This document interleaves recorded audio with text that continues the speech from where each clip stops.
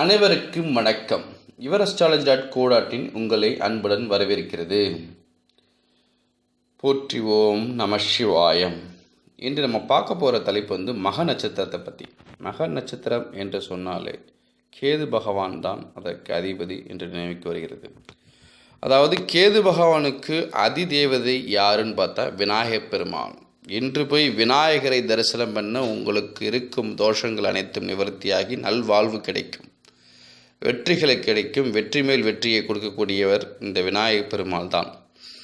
அதாவது இன்று போய் பிள்ளையார்பட்டிக்கு சென்று விநாயகரை வழிபட்டால் புத்திர தோஷம் நிவர்த்தியாகும், சர்ப்பதோஷம் நிவர்த்தியாகும், காலசர்ப்ப தோஷம் நிவர்த்தியாகும். அதுபோக பார்த்திங்கன்னா என்னென்ன தோஷங்கள் இருக்கோ அனைத்து தோஷங்கள் நிவர்த்தியாகக்கூடிய வாய்ப்புகள் உள்ளது.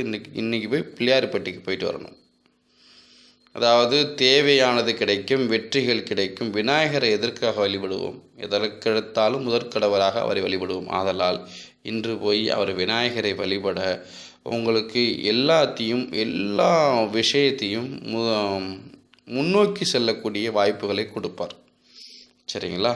வெற்றிகளை கொடுக்கக்கூடிய வாய்ப்புகள் வருது. பக்கத்தில் இருக்க கோயிலுக்கு கூட போயிட்டு வரலாம். பக்கத்தில் இருக்க விநாயகர் கோயில் கூட போயிட்டு வரலாம். சின்ன விநாயகர் கோயிலாக இருந்தாலும் பரவாயில்ல, அவரை வழிபட்டு வர வேண்டும்.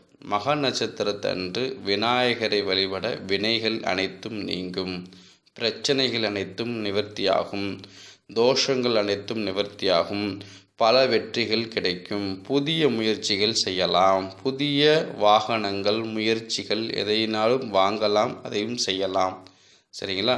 மக நட்சத்திரம் உங்களுக்கு உகந்த நட்சத்திரம்தான். அதனால் புதிய முயற்சிகளை செய்து வெற்றிகளை அடைய வாழ்த்துக்களை கூறி விடைபெறுகிறேன். நன்றி, வணக்கம்.